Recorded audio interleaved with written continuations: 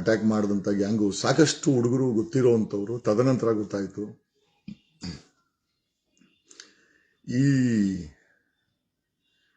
ಈ attack immediate ಮಾಡಿದ್ದಲ್ಲ, well planned attack ಅನ್ನೋದು ಇನ್ನೊಂದು ಥಿಯರಿ. ಏನೋ ಅದು ಆ ವಿಚಾರ ಅಲ್ಲಿ ಇರಲಿ. ಕಂಪ್ಲೇಂಟ್ ಆಗಿದೆ, ಕೊಡಗಿಲಿ ಪೊಲೀಸ್ ಸ್ಟೇಷನ್ ಅಲ್ಲಿ ತನಿಖೆ ಮಾಡ್ತಾ ಇದ್ದಾರೆ. ಸಂವಿಧಾನ ಮೇಲೆ, ಕಾನೂನು ಮೇಲೆ ನಮಗೆ ಗೌರವ ಇದೆ. ಪೊಲೀಸರು ಅದೇನ್ ಮಾಡ್ತಾರೋ ಮಾಡ್ಲಿ. ಕಂಪ್ಲೇಂಟ್ ಆಗಿದೆ, FIR ಕೂಡ ಆಗಿದೆ. ಏನೋ ದಟ್ಸ್ ಅ ಡಿಫ್ರೆಂಟ್ ಪಾರ್ಟ್. ಈಗ ನಾನು ಲೈವ್ ಬರ್ಲಿಕ್ಕೆ ಮೂಲ ಕಾರಣ ಒಂದು most important. Hi good morning Akanksha Roy. Yes good morning. ಹೇಗಿದೆ ಕನ್ನಡ?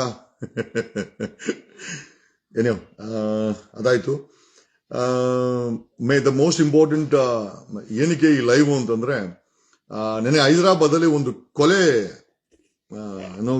ಸಾರ್ವಜನಿಕ ಗಮನಕ್ಕೆ ಬಂದಿದೆ.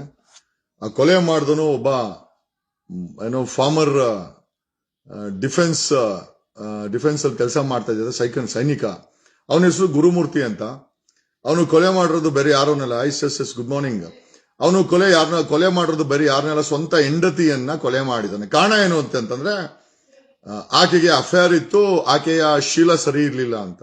ಗುರು, ಶೀಲ ಸರಿ ಇಲ್ಲ ಅಂತಂದ್ರೆ, ಆಕೆಗೆ ಅಫೇರ್ ಇತ್ತು ಅಂತಂದ್ರೆ ನಮ್ಮ ದೇಶದಲ್ಲಿ ಡೈವೋರ್ಸ್ ಮಾಡ್ಕೊಳ್ಬಹುದು, ಉಗಿದ್ಬಿಟ್ಟು ಓಡಿಸ್ಬೋದು, ಹೋಗಮ್ಮ ನಿನ್ ಪಾಡಿಯನ್ನ ಲೈಫ್ ಮಾಡ್ಕ ಅಂತ. ಅದನ್ನ ಬಿಟ್ಟು ಈ ಒಬ್ಬ ಮಾಜಿ ಸೈನಿಕ ಮಾಡಿರುವ ಕೃತ್ಯವನ್ನ ಕೇಳ್ಬಿಟ್ರೆ ಮೈಯೆಲ್ಲ ಜುಮ್ ಅನಿಸುತ್ತೆ. ಬರೀ ಕೊಲೆ ಮಾಡಿಲ್ಲ ಇವನು, ಈಸ್ ಅ ಸೈಕೋ ಕಿಲ್ಲರ್. ಇವನು ಆರ್ಮಿನಲ್ಲಿ ಇದನ್ ಮಾಡಿದಾನೆ ಅಂತಂದ್ರೆ ನಿಜವಾಗ್ಲೂ ನಂಬಕ್ಕಾಗಲ್ಲ. ತನ್ನ ಸ್ವಂತ ಹೆಂಡತಿಯನ್ನ ಕೊಲೆ ಮಾಡೋದೊಂದೇ ಅಲ್ಲ, ಕ್ಯಾನ್ ಯು ಜಸ್ಟ್ ಇಮ್ಯಾಜಿನ್ ಏನ್ ಮಾಡಿರ್ಬೋದು ಅಂತ. ಕೊಲೆ ಮಾಡಿ ಆಕೆಯನ್ನ ಸಣ್ಣ ಸಣ್ಣ ತುಂಡುಗಳಾಗಿ ಕತ್ತರಿಸಿದ್ದಾನೆ. ಸಣ್ಣ ಈ ನಾವು ಕುರಿ ಮಾಂಸ, ಮೇಕೆ ಮಾಂಸ ತಗೊಂಬಂದ ಚಿಕ್ಕ ಪೀಸ ಕಟ್ ಮಾಡಲ್ಲ, ಆ ರೀತಿ ಆಕೆಯ ಬಾಡಿಯ ಪಾರ್ಟ್ಸ್ ಅನ್ನ ಸಣ್ಣ ಪೀಸ್ಗಳಾಗಿ ಕತ್ತರಿಸಿ, ಕ್ಯಾನ್ ಯು ಬಿಲೀವ್ ಮುಂದೆ ಏನ್ ಮಾಡಿರ್ಬೋದು ಅಂತ. ಮಿಲಿಟರಿ ಕ್ಯಾಂಟೀನ್ಗೆ ಹೋಗಿ ಹೊಸ ಕುಕ್ಕರ್ ತರ್ತಾನೆ. ಈ brings a very new big cooker ತಗೊಂಡ್ಬರ್ತಾನೆ. ಕುಕ್ಕರ್ ಅಲ್ಲಿ ಆಕೆ ಮಾಂಸ ಹಾಕ್ತಾನೆ, ಅದನ್ನ ಬೇಯಿಸ್ತಾನೆ. ಈ ಬಾಯ್ಲ್ಸ್ ಇಟ್ ತುಕ ಅಂತ ಅಂದಾಗ ಅವನಿಗೊಂಥರ ಖುಷಿ. ಅದಾದ್ಮೇಲೆ ಅದನ್ನೆಲ್ಲ ಆ ನೀರನ್ನೆಲ್ಲ ಬಸದು ಆಕೆ ಮಾಂಸವನ್ನ ಒಣಗಾಕ್ತಾನೆ. Can you just imagine?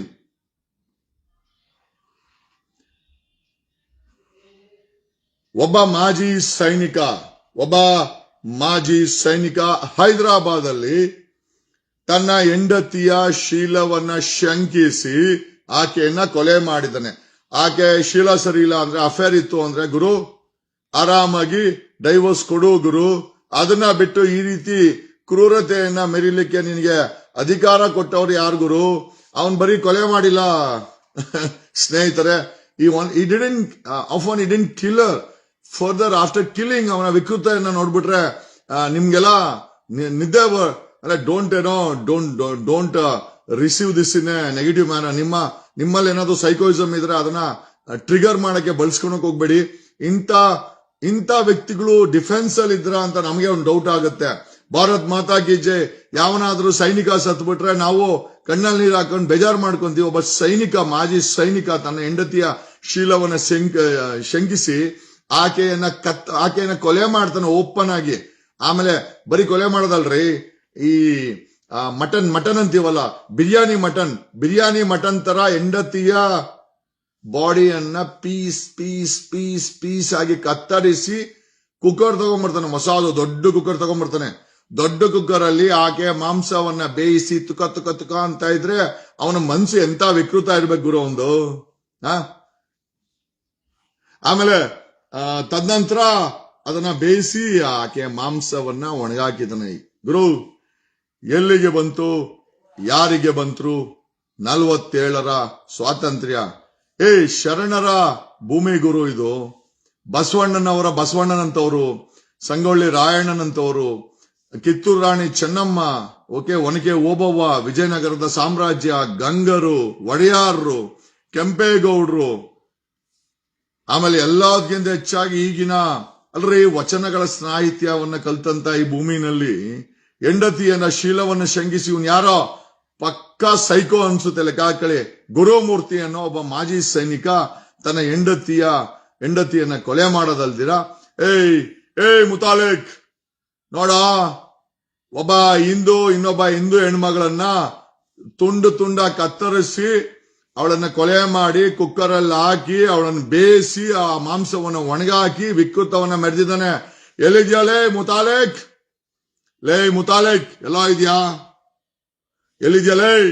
ನೋಡ, ಹೈದರಾಬಾದ್ ಅಲ್ಲಿ, ಅದು ಅವನು ಬೇರೆ ಯಾರೂ ಅಲ್ಲ, ಈಸ್ ನನ್ other than X farmer army Gurumurthy ಅಂತ. ಏನ್ರಿ ಎಲ್ಲಿಗ್ ಬಂತ್ರಿ? ನಾವು ಎಲ್ಲಿಗ್ ಬಂದ್ ನಿಂತಿದ್ದೀವಿ? ಮನುಷ್ಯ ಕತ್ತರಿಸಿ ತುಂಡಾಗಿ ಬಿರಿಯಾನಿ ತರ ಮಾಂಸ ಮಾಡಿ ತನ್ನ ಸ್ವಂತ ಹೆಂಡತಿಯ ಬಾಡಿಯ ಮಾಂಸವನ್ನ ತುಂಡಾಗಿ ಬಿರಿಯಾನಿ ತರ ಕತ್ತರಿಸ್ತಾನವನು. ಕತ್ತರಿಸಿ ಅದನ್ನ ಕುಕ್ಕರಲ್ಲಿ ಹಾಕಿ ಬೇಯಿಸಿ ಒಣಗಿಸಿ ತಗಲಾಕೊಂಡ. ಈಗ ಅವನಿಗೆ ಎಂತ ಉಗ್ರ ಶಿಕ್ಷೆ ಕೊಡ್ಬೇಕ್ರಿ? ಯಾವನ ಒಬ್ಬ ಸೈನಿಕ ಸತ್ತೋದ್ರೆ ಬೇಜಾರು ಮಾಡ್ಕೊಂತೀವಿ ನಾವೆಲ್ಲ. ಯಾವನೊಬ್ಬ ಸೈನಿಕ ಸತ್ರೆ ದೇಶಕ್ಕೆ ಆಸ್ತಿ ಆಯ್ತಂತ ಒಬ್ಬ ಮಾಜಿ ಸೈನಿಕ ಹೆಂಡತಿಯನ್ನ ಪೀಸ್ ಕತ್ತರಿಸಿ ಸೈಕೋ ತರ ಆಡ್ತಾನೆ ಅಂತಂದ್ರೆ ಎಲ್ಲಿಗ್ ಬಂತ್ ಗುರು ಇದು? ಯಾವನೋ ಪ್ರಶ್ನೆ ಮಾಡ್ತಾ ಇಲ್ಲ. ಅಂದ್ರೆ ಒಂದು ಗಂಡಸು ಅಫೇರ್ಗಳು ಇಟ್ಕೊಂಡ್ಬಿಟ್ರೆ ನಿಮ್ಮನ್ನ ಹೆಣ್ಮಕ್ಳಂಗೆ ಕತ್ತರಿಸ್ತಾರ? ಏನೋ ಒಂದು ಕಂಪ್ಲೇಂಟ್ ಕೊಡ್ತಾರ 376 ಅಲ್ಲಿ ಹೊರಡ ಅಷ್ಟು ಬಿಟ್ರೆ ಅವ್ರು ಯಾರು ಎಂತ ವಿಕೃತಿ ಅಲ್ಲ. ಹೆಣ್ಮಕ್ಳು ಕೊಲೆ ಮಾಡಿದ್ರು ಕೂಡ ಅದನ್ನ ಇಷ್ಟೇ ಖಂಡಿತವಾಗಿ ಖಂಡಿಸ್ತೀವಿ. ಇದೇ same degree we will definitely. ಕೊಲೆ ಮಾಡೋ ಅಧಿಕಾರ ಯಾರಿಗೂ ಇಲ್ಲ ಗುರು. ಯಾಕಂದ್ರೆ ಜೀವ ಕೊಡೋ ಶಕ್ತಿ ನಿನಗಿಲ್ಲ ಅಂತಂದ್ರೆ ಜೀವ ತೆಗೆಯುವ ಶಕ್ತಿ ಕೂಡ ನಿನಗೆ ಆ ಅಧಿಕಾರ ಕೂಡ ಕಾನೂನು ಕೊಟ್ಟಿಲ್ಲ, ನೈತಿಕವಾಗಿ ಕೂಡ ಇರಬಾರ್ದು. ಬಟ್ ಆದ್ರೆ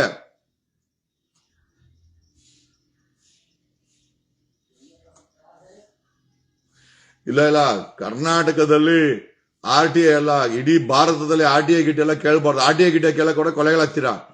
ರೈಟ್ ಟು ಇನ್ಫಾರ್ಮೇಶನ್ ಆಕ್ಟ್ ಅನ್ನ ಡೈಲ್ಯೂಟ್ ಮಾಡಕ್ಕೋಸ್ಕರ ಸರ್ಕಾರಿ ಅಧಿಕಾರಿಗಳು RTI ಆಕ್ಟಿವಿಸ್ಟ್ ಗಳನ್ನ ಲಂಚಕೊರ್ರು ಅಂತ ಬಿಂಬಿಸ್ತಾರೆ. ಏನೋ ಒಂದು 100ರಲ್ಲಿ ಒಂದು 20% ಆತರ RTI ಅಪ್ಲೈ ಮಾಡಿ ದುಡ್ಡು ಮಾಡ್ಕೊಬಹುದು. ಬಟ್ ಅದರ್ವೈಸ್ ಮಾಹಿತಿ ಹಕ್ಕು ಅನ್ನೋದು ಒಂದು ನಾಗರಿಕರಿಗೆ ಕೊಟ್ಟಿರುವಂತ ಒಂದು ಶಕ್ತಿ ಅಸ್ತ್ರ. ಅದು ವಿ ಹ್ಯಾವ್ ಟು ಥ್ಯಾಂಕ್ ಕಾಂಗ್ರೆಸ್ಸಿನ ಡಾಕ್ಟರ್ ಮನಮೋಹನ್ ಸಿಂಗ್ ಅವರನ್ನ ನಾವು ನಿಜವಾಗ್ಲೂ ಈ ಸಮಯದಲ್ಲಿ ಬೆಳಗ್ಗೆ 5 ಗಂಟೆ ಸಮಯದಲ್ಲಿ ಡಾಕ್ಟರ್ ಮನಮೋಹನ್ ಸಿಂಗ್ ಅವರನ್ನ ನಾವು ನಿಜವಾಗ್ಲೂ ನೆನೆಸ್ಕೊಳ್ಳಬೇಕು. ಈ ದೇಶಕ್ಕೆ ಪ್ರತಿಯೊಬ್ಬ ನಾಗರಿಕನಿಗೂ ಮಾಹಿತಿ ಹಕ್ಕು ಅನ್ನೋ ಒಂದು ಶಕ್ತಿಯನ್ನ, ಆ ಒಂದು ತಾಕತ್ತನ್ನ ಕೊಟ್ಟಿದ್ದು ಕಾಂಗ್ರೆಸ್ಸಿನ ಡಾಕ್ಟರ್ ಮಾಜಿ ರೀಸೆಂಟ್ ಆಗಿ ಮೃತರಾದ್ರು ಡಾಕ್ಟರ್ ಮನಮೋಹನ್ ಸಿಂಗ್ ಅವರನ್ನ ನಾವು ನೆನೆಸ್ಕೊಳ್ಳೇಬೇಕು. The right to information act ಭಾರತದ ವ್ಯವಸ್ಥೆಯ ರಾಜಕಾರಣಿಗಳಿಗೆ, ಅಧಿಕಾರಿಗಳಿಗೆ ಒಂದು ಬ್ರಹ್ಮಾಸ್ತ್ರವಾಗಿತ್ತು. I think down the line ಅದನ್ನ ಡೈಲ್ಯೂಟ್ ಮಾಡ್ತಾ ಕಾನೂನಲ್ಲಿ ಹೈಕೋರ್ಟ್ಗಳು, ಸುಪ್ರೀಂ ಕೋರ್ಟ್ಗಳಲ್ಲಿ ಅಧಿಕಾರಿಗಳು, ರಾಜಕಾರಣಿಗಳು ಮತ್ತೆ ಅದನ್ನ ಡೈಲ್ಯೂಟ್ ಮಾಡ್ತಾ ಬಂದು ಎಷ್ಟೋ ಕಡೆ ಮೋದಿ ಸರ್ಕಾರ ಐ ಥಿಂಕ್ ಮಾಹಿತಿ ಕಮಿಷನರ್ಗಳನ್ನ ಅಪಾಯಿಂಟ್ ಮಾಡಿಲ್ಲ. Same if I am not wrong ಕರ್ನಾಟಕದಲ್ಲೂ ಅದೇ ಗತಿ ಇದೆ.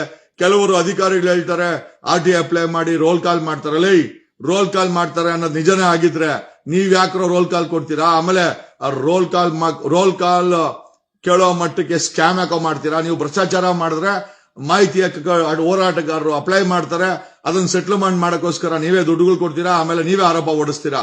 ಆಮೇಲೆ ನಾನು 22 ವರ್ಷದಿಂದ ಹೋರಾಟ ಮಾಡ್ತಾ ಇದ್ದೀನಿ. 2005 if I am not wrong RTI ಬಂದಿದ್ದು. 2005, 2015, 2025 20 ವರ್ಷದ RTI ನಲ್ಲಿ ನೀನ್ ಯಾವನ್ ಬೇಕಾದ್ರೆ ಕೇಳ್ಕೊ. ನಾವಂತೂ ಎಷ್ಟೋ ಜನ ಕೊಡಕ್ ಬಂದು ಎಲ್ಲೂ ಮುಟ್ಟಿಲ್ಲ ನಾವು. RTI ಅನ್ನೋದು ಒಂದು ಬ್ರಹ್ಮಾಸ್ತ್ರ. ಮಾಹಿತಿ ಹಕ್ಕು ಅನ್ನೋದು ಪ್ರತಿಯೊಬ್ಬ ನಾಗರಿಕನ ಬ್ರಹ್ಮಾಸ್ತ್ರ. ಮಾಹಿತಿಯನ್ನ ಕೇಳ್ಬೋದು. ಇನ್ಫ್ಯಾಕ್ಟ್ ನೀವೇ if I am not wrong as per RTI act ನೀವೇ ಅದನ್ನ ವೆಬ್ಸೈಟ್ ಅಲ್ಲಿ ಎಲ್ಲಾ ಮಾಹಿತಿನ ಪಬ್ಲಿಷ್ ಮಾಡ್ಬೇಕು. ಪಬ್ಲಿಷ್ ಮಾಡದೆ ಜನ ನಿಮ್ಮನ್ನ ಬಿರಿಯಾನಿ ಮಾಡ್ಕೊಂಡು ತಿಂದ್ಬಿಡ್ತಾರೆ RTI ಅಪ್ಲೈ ಮಾಡಿ. ಹಂಗಾಗಿನೇ ನೀವು ಮಾಹಿತಿಗಳನ್ನ ಬಚ್ಚಿಡ್ತೀರಾ. ಇವತ್ತು ಕೂಡ ಕರ್ನಾಟಕದ ಪ್ರತಿಯೊಬ್ಬ ರಾಜಕಾರಣಿದು ಮತ್ತೆ ಪ್ರತಿಯೊಬ್ಬ ಅಧಿಕಾರಿಗಳದು DPR department of personnel affairs ಅಲ್ಲಿ ಅಫಿಡೇವಿಟ್ ಇರ್ತದೆ ಪ್ರತಿ ವರ್ಷ. ಆ ಅಫಿಡೇವಿಟ್ ರಿಲೀಸ್ ಆಗ್ಬಿಟ್ರೆ ಎಷ್ಟೋ ಜನ ಅಧಿಕಾರಿಗಳು ಮನೆಗೆ ಹೋಗ್ಬಿಡ್ತಾರೆ. ಯಾಕಂದ್ರೆ ಪ್ರತಿ ವರ್ಷ ಆಸ್ತಿ ವಿವರಣೆಯನ್ನ DPR ರಿಸೀವ್ ಮಾಡ್ಕೊಳ್ತದೆ. DPR department of personnel affairs ಅವರು ರಿಸೀವ್ ಮಾಡ್ಕೊಳ್ತಾರೆ. ಆ ಅಫಿಡೇವಿಟ್ ಅನ್ನ ಬಚ್ಚಿಡ್ತಾರೆ. ಈಗ ಆ ಅಫಿಡೇವಿಟ್ ಗಳನ್ನೇನಾದ್ರೂ ಪಬ್ಲಿಕ್ ಮಾಡಿಬಿಟ್ರೆ ಹೇಳ್ತೀನಲ್ಲ 90% of the officials will go to jail. ಅದನ್ನ ಕೊಡಲ್ಲ. ನನ್ಗೆ ಯಾರೋ ಹೇಳಿದ್ರಪ್ಪ, ಓಕೆ, ನನ್ಗೆ ಯಾರೋ ಹೇಳಿದ್ರು DPR ಸರ್ವರು ಹ್ಯಾಕ್ ಮಾಡಿಕೊಂಡು ಆ ಒಂದು ಅಫಿಡೇವಿಟ್ಗಳನ್ನೆಲ್ಲ ಯಾರ್ಯಾರೋ ಎತ್ಕೊಂತಾರೆ ಅಂತ. ನನಗೂ ಗೊತ್ತಿಲ್ಲ, ಯಾರೋ ಸಂಬಡಿಗಳು RTI ನನ್ಗೆ ಯಾರೋ ಒಬ್ಬ ಮನೆ ಹೇಳ್ದ, ಒಬ್ಬ ಹ್ಯಾಕರು, ಸರ್ RTI ಬಿಡಿ ಸರ್, DPR ಸರ್ವರ್ ಹ್ಯಾಕ್ ಮಾಡ್ಕೊಂಡು ಅಲ್ಲಿರೋ ಅಫಿಡೇವಿಟ್ಗಳನ್ನೆಲ್ಲ ದೇಪ್ಕೊಂಡ್ಬಿಡ್ತೀವಿ ಅಂತ. ಹಂಗಾರೆ ರಾಜಕಾರಣಿಗಳದು ಮತ್ತೆ ಅಧಿಕಾರಿಗಳದು ಅಫಿಡೇವಿಟ್ಗಳು ಏನಾದ್ರು ಜನಗಳ ಕೈ ಸಿಕ್ಕರೆ ನಿಮ್ ಗತಿ ಏನಾಗ್ಬೋದು? DPR ಅಲ್ಲಿ ಯೋಚನೆ ಮಾಡ್ಕೊಳ್ಳಿ. ಅದಕ್ಕೋಸ್ಕರ ಬಚ್ಚಿಡ್ತೀರಾ. ಏನೋ ಭ್ರಷ್ಟಾಚಾರ ನೀವು ಮಾಡೋವರೆಗೂ ಜನ ನಿಮ್ಮನ್ನ ಪ್ರಶ್ನೆ ಮಾಡೇ ಮಾಡ್ತಾರೆ. ಅದ್ರಲ್ಲಿ ಯಾರಾದ್ರೂ ಒಂದಷ್ಟು ಜನ RTI ಆಕ್ಟಿವಿಸ್ಟ್ಗಳು ನೀವು ದುಡ್ಡು ಕೊಟ್ರೆ ಈಸ್ಕೊಂಡ್ರೆ ಅದಕ್ಕೆ RTI ಅನ್ನೋದು ತೆಗಿಬೇಕು ಅನ್ನೋದಲ್ಲ. ನೀವು ನಿಮ್ಮ ಭ್ರಷ್ಟಾಚಾರದ ಅಧಿಕಾರಿಗಳು ಭ್ರಷ್ಟಾಚಾರವನ್ನ ಬದಲಾವಣೆ ಮಾಡ್ಕೊಂಡ್ರೆ, ರಾಜಕಾರಣಿಗಳು ಬದಲಾವಣೆ ಮಾಡ್ಕೊಂಡ್ರೆ ನೀವ್ ಯಾವ RTI ಆಕ್ಟಿವಿಸ್ಟ್ಗೂ ಭಯ ಬೀಳ್ಬೇಕಾಗಿಲ್ಲ. ಹಂಗನ್ಬಿಟ್ಟು ಕಾನೂನ ಡೈಲ್ಯೂಟ್ ಮಾಡ್ಕೊಂಬಂದ್ರೆ ಆಮೇಲೆ ಹೇಳೋದಲ್ಲ, ಎಷ್ಟೋ ಗವರ್ಮೆಂಟ್ ಸರ್ವರ್ಗಳು ಹ್ಯಾಕ್ ಆಗಿದೆ. ನೋಡಿ ಇಲ್ಲಿ ಆಧಾರ್ನೇ ಹ್ಯಾಕ್ ಮಾಡ್ಕೊಂಡು ಅದಿದ್ದ ಡಿಸ್ಕ್ಗಳನ್ನೇ ಕೊಡಗಿಲಿ ಪೊಲೀಸ್ ಸ್ಟೇಷನ್ ಲಿಮಿಟ್ಸ್ ಅಲ್ಲಿ 3 ವರ್ಷಕ್ಕೆ ಮುಂಚೆ ಎತ್ಕೊಂಡು ಹೊರಟೋಗ್ಬಿಟ್ರು. ಏನೂ ಮಾಡಕ್ಕಾಗಲ್ಲ. ನೀವು ಕೊಡೋ ಡೇಟಾ ಎಲ್ಲ ಸರ್ಕಾರದ ಹತ್ರ ಸೇಫ್ ಆಗಿರುತ್ತೆ ಅಂತ ಯಾವುದೇ ಗ್ಯಾರಂಟಿ ಇಲ್ಲ. ಕಾರಣ ಯಾಕೆ ಅಂತಂದ್ರೆ ಸರ್ಕಾರಕ್ಕೂ ಸೇಫ್ ಆಗಿ ಮಾಡಬೇಕು ಅಂತ ಯೋಚನೆ ಕೂಡ ಇಲ್ಲ. DPR especially department of personnel affairs ಅಲ್ಲಿ ಇರುವಂತಹ ಅಫಿಡೇವಿಟ್ಗಳು ಕೆಲವರು ಅದನ್ನ ಆಕ್ಟ್ ಮಾಡ್ಕೊಂಡು ಎತ್ಕೊಂತಾರಂತೆ. ಯಾವ RTI ಅಪ್ಲೈ ಮಾಡಲ್ಲ ಗುರು ಅಂತ ಯಾರೋ ನನ್ಗೆ ಹೇಳಿದ್ದು, ಗೊತ್ತಿಲ್ಲ ನನಗೆ. ಓಕೆ, ಹ್ಯಾಕ್ ಮಾಡೋರ ಬಿಟ್ಟವ್ರ. ಆಮೇಲೆ ಹ್ಯಾಕ್ ಮಾಡಿದ್ರೆ ಆ ಅಫಿಡೇವಿಟ್ಗಳು ಹೊರಗಡೆ ಹೋಗಿದ್ರೆ ರಾಜಕಾರಣಿಗಳದು ಮತ್ತೆ ಅಲ್ಲ, ನನ್ಗೆ ಯಾರೋ ಹ್ಯಾಕರ್ ಹೇಳಿದ್ದು, ಸರ್ ಹಂಗೆಲ್ಲ ಏನಿಲ್ಲ ಸರ್, ನಾನು ಹ್ಯಾಕ್ ಮಾಡ್ಬಿಡ್ತೀನಿ ಅಂತ. ನನಗೆ ಗೊತ್ತಿಲ್ಲ ಎಷ್ಟು ಮಟ್ಟಿಗೆ ನಿಜ ಅಂತ. ಬಟ್ ಹ್ಯಾಕ್ ಮಾಡಿ ಈ ಅಫಿಡೇವಿಟ್ಗಳು ಏನಾರು ಹ್ಯಾಕರ್ಗೆ ಸಿಕ್ಕಿ ಯಾರೋ ನಮ್ಮಂತರ ಕೈ ಸಿಕ್ಕಾಕೊಂಡ್ಬಿಟ್ರು ಅಂತ ಹಬ್ಬ ಊರಬ್ಬ ಮಾಡ್ಬಿಡ್ತೀವಿ, ಕರ್ನಾಟಕದ ಹಬ್ಬ ಮಾಡ್ಬಿಡ್ತೀವಿ. ಏನೋ ನಮಸ್ಕಾರ, ಎಲ್ಲರಿಗೂ ಒಳ್ಳೇದಾಗ್ಲಿ. ನೆನ್ನೆ ನಿಮ್ಮೆಲ್ಲರ ಮನ ಹೃದಯ ಮಿಡಿದಿದೆ. ಏನೋ ಥ್ಯಾಂಕ್ಸ್. ಈ ಬಸವಣ್ಣನ ಕಲಬೇಡ ಕೊಲಬೇಡ, ಉಸಿಯ ನುಡಿಯಲು ಬೇಡ, ಅನ್ಯರಿಗೆ ಅಸಹ್ಯ ಪಡಬೇಡ, ತನ್ನ ಬಣ್ಣಿಸಬೇಡ, ಇದೇ ಅಂತರಂಗ ಶುದ್ಧಿ, ಇದೇ ಬಹಿರಂಗ ಶುದ್ಧಿ ಅಂತ ನಮ್ ಬಸವಣ್ಣನವ್ರು ಹೇಳಿರ್ರಿ. ಆ ವಚನಗಳನ್ನ ಕೇಳ್ತಾ ಇದ್ರೆ ಏನು ಕೇಳೋದೇ ಬೇಡ ಅನ್ಸುತ್ತೆ. ಆ ವಚನಗಳನ್ನ ಓದ್ಬಿಟ್ರೆ ಇಡೀ ಪ್ರಪಂಚದ ವ್ಯವಸ್ಥೆಯನ್ನ ತಿಳ್ಕೊಳೋ ಮಟ್ಟಕ್ಕೆ ನಮ್ಮ ಅಂದಿನ ಕಾಲದ ನಮ್ಮ ಹಿರಿಯರು, ಪೂರ್ವಜರು, ನಮ್ಮ ಗುರುಗಳು, it is not that easy. Basavanna ಹೇಳದ್ನಲ್ಲ, ಮನೆ ಯಾರೋ ಹೇಳ್ತಾ ಇದ್ರು, ನಾವು ಇದಕ್ಕೆ ಹೋಗ್ಬೇಕು, ಏನಕ್ಕೆ ಅದೇ ಪ್ರಯಾಗ್ರಾಜ್ಗೆ ಹೋಗಿ ಅಲ್ಲೆಲ್ಲ ಇದರಲ್ಲಿ ಮುಳುಗ್ಬೇಕು ಅಂತ. ನಾವ್ ಹೇಳಿದ್ವಿ, ನಮಗ್ ಬೇಕಾಗಿರೋದು ಏನೋ ಅಲ್ಲಿಗಿಂತ ಕುಂಭಮೇಳಕ್ಕಿಂತ ಶರಣರ ಮೇಳವನ್ನ ಕರ್ನಾಟಕದಲ್ಲಿ ಮಾಡುವಂತ ಅವಶ್ಯಕತೆ ಹುಟ್ಟಾಕಿದೆ. ಯಾಕಂದ್ರೆ ನಮ್ಮ ಪರಂಪರೆಗಳನ್ನ ಮರೆತು ಬೇರೆ ಯಾವುದೋ ಪರಂಪರೆಗಳಿಗೆ ನಮ್ ಜನ ಅಳವಡಿಸ್ಕೊಳ್ಬಾರ್ದು. ಉತ್ತರ ಭಾರತದವ್ರು ಅವ್ರ ಪರಂಪರೆ ಮಾಡ್ಕೊಳ್ಳಿ, ಆದರೆ ಕರ್ನಾಟಕದವ್ರಿಗೆ ಬಸವ ಪರಂಪರೆ ಇದೆ. ಬಸವ ಕಲ್ಯಾಣದಲ್ಲಿ ಪ್ರತಿ ವರ್ಷ ಬಸವ ಪರಂಪರೆಯನ್ನು ಆಚರಿಸಬೇಕು, ವಚನಗಳ ಬಗ್ಗೆ ತಿಳಿಸ್ಬೇಕು, ಬಸವಣ್ಣವರ ಯೋಚನೆಗಳ ಬಗ್ಗೆ ತಿಳಿಸ್ಬೇಕು. ಅಲ್ಲ ಅಕ್ಕಮಹಾದೇವಿ, ಅಲ್ಲಮ್ಮ ಪ್ರಭು, ಇವರೆಲ್ಲ ಇಂಟೆಲೆಕ್ಚುಯಲ್ಸ್. ಇದೇನು ಐ ಥಿಂಕ್ ಆ ಒಂದು ಮಂಟಪ ಅಂತ ಏನ್ ಮಾಡಿದ್ರು, ಏಕ ಮಂಟಪ ಅಂತ ಏನು ಅಂತ ಮಾಡಿದ್ರು. It is the first parliament of the world ಅಂತ. 12ನೇ ಶತಮಾನದಲ್ಲಿ ಮೊದಲ ಪಾರ್ಲಿಮೆಂಟ್ ಮಾಡಿದಂತ ಕೀರ್ತಿ ಬಸವಣ್ಣನವರಿಗೆ ಹೋಗುತ್ತೆ. ಅದೇ ಪಾರ್ಲಿಮೆಂಟ್ ಅಲ್ಲಿ ಅಕ್ಕಮಹಾದೇವಿ ಹೆಣ್ಮಗಳು ನಗ್ನವಾಗಿ ಕೂದಲು ಬಿಟ್ಕೊಂಡು ಬಂದು ತನ್ನ ಪ್ರಸ್ತಾಪವನ್ನ ಮಾಡ್ತಾಳೆ. ವಚನಗಳ ಪ್ರಸ್ತಾಪ ಆಗುತ್ತೆ, ಅಲ್ಲಮ ಪ್ರಭು ಅವರ ವಿಚಾರಗಳ ಪ್ರಸ್ತಾಪ ಆಗುತ್ತೆ. ಎಂತೆಂತ ಇಂಟೆಲೆಕ್ಚುಯಲ್ಸ್ 12ನೇ ಶತಮಾನದಲ್ಲಿ ಕರ್ನಾಟಕದಲ್ಲಿ ಇದ್ರು. ಅವರು ನಮ್ಗೆ ಜ್ಞಾನದ ಬೆಳಕು, ಇವತ್ತು ಜ್ಞಾನದ ಜ್ಯೋತಿ ಬಸವಣ್ಣವರ ವಿಚಾರಗಳು, ಅಕ್ಕಮಹಾದೇವಿ ವಿಚಾರ, ಈ ಎಲ್ಲಾ ವಿಚಾರಗಳ್ರಿ. ಇನ್ಫ್ಯಾಕ್ಟ್ ಒನಕೆ ಓಬವ್ವ ಆ ಹೀರೋಯಿಸಮ್ ಒಬ್ಬ ಹೆಣ್ಮಗಳಲ್ಲಿ ಇರ್ಬೇಕು ಅಂತಂದ್ರೆ, ಆ ಕಿತ್ತೂರು ರಾಣಿ ಚೆನ್ನಮ್ಮ, ಸಂಗೊಳ್ಳಿ ರಾಯಣ್ಣ, ವಿಜಯನಗರದ ಸಾಮ್ರಾಜ್ಯದ ಸಮಯದಲ್ಲಿ ಅತಿ ಶ್ರೀಮಂತಿಕೆಯನ್ನು ಹೊಂದಿದ್ರಂತೆ. We are the richest era at the time of Vijayanagara ಅಂತ ಹೇಳ್ತಾರೆ. ಗಂಗರ 600 ವರ್ಷ ಆಳಿದ್ದಾರೆ, ಒಡೆಯಾರ ಆಳಿದ್ದಾರೆ, ಕೆಂಪೇಗೌಡರ ಆಳಿದ್ದಾರೆ. ದೊಡ್ಡ ಇತಿಹಾಸ ಇರುವಂತ ಈ ಕರ್ನಾಟಕದಲ್ಲಿ ನಮ್ಮ ಪರಂಪರೆನೇ ಓದಕ್ಕೆ ನಮ್ ಜೀವನ ಪೂರ್ತಿ ಬೇಕಾಗಿದೆ. ಇದು ಅದಕ್ಕೋಸ್ಕರನೇ ನಾನು ರಿಕ್ವೆಸ್ಟ್ ಮಾಡೋದೇನು ಅಂತಂದ್ರೆ ಕರ್ನಾಟಕದಲ್ಲಿ ಏನೋ ಐ ಥಿಂಕ್ ಶರಣರ ಮೇಳ ಅಂತ ಶುರು ಮಾಡಬೇಕು. ನಾವೆಲ್ಲ ನಮ್ಮ ನಮ್ಮ ನಮ್ಮ ಪೂರ್ವಜರು ಕರ್ನಾಟಕದ ಇತಿಹಾಸದ ಐ ಥಿಂಕ್ ರಿಚ್ ಪರಂಪರೆಯನ್ನ ಉಳ್ಳವರನ್ನ ಈ ಒಂದು ಜನರೇಷನ್ಗೆ ತಿಳಿಸ್ಬೇಕು.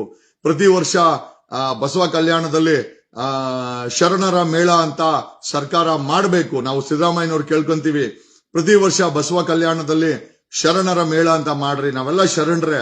ನಾವೆಲ್ಲ ಬೆಳಗ್ಗೆ ಆದ್ರೆ ನಮ್ ತಾತ ದೊಡ್ಡಬೈರಪ್ಪ ಅಂತ ಬೆಳಗ್ಗೆ ಎದ್ದು ಮುಖ ಎಲ್ಲ ಒಡ್ಸ್ಕೊಂಡು ಇಲ್ಲಿ ವಿಭೂತಿಯನ್ನ ಇಟ್ಕೊಂತ ಇದ್ರು. ಶರಣರಿ ನಾವೆಲ್ಲ, ಶರಣರ ಮಕ್ಕಳು, ಶರಣರ ಸಂತತಿ ನಾವೆಲ್ಲ.